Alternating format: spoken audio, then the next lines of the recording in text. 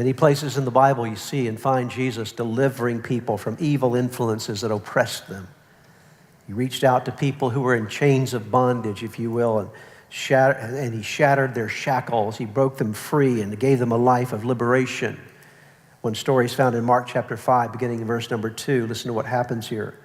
When Jesus got out of the boat, Jesus had gone across the Sea of Galilee. When Jesus got out of the boat, a man with an impure spirit came from the tombs to meet him. This man lived in the tombs. Notice where he lived, in the tombs. And no one could bind him anymore, not even with a chain.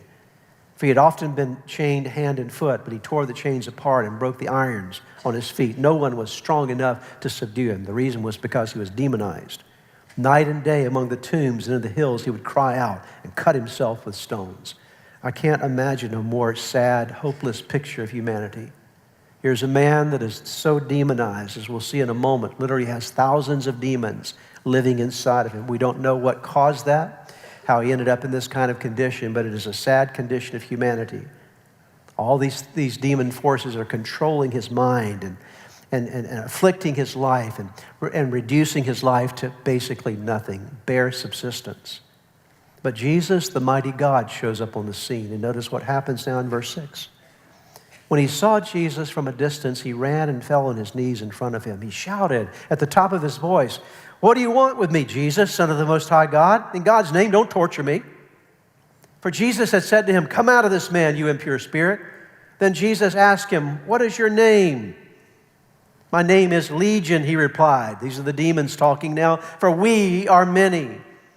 And he, this man's voice now representing the demons, he begged Jesus again and again not to send them out of the area. A large herd of pigs was feeding on the nearby hillside. The demons begged Jesus, "Send us among the pigs, allow us to go into them." He gave them permission, and the impure spirits came out and went into the pigs. Notice they came out and went into the pigs. The herd, about 2,000 in number, rushed down the steep bank into the lake and were drowned. Those tending the pigs ran off and reported this in the town and countryside, and the people went out to see what had happened. When they came to Jesus, they saw the man who had been, notice it's past tense, who had been possessed by the legion of demons, sitting there dressed in his right mind. They were afraid. Those who had seen it told the people what had happened to the demon-possessed man and told about the pigs as well. I would submit to you today that Jesus made a huge difference in this man's life. He's the mighty God. He delivered this man, and Jesus is still delivering people today.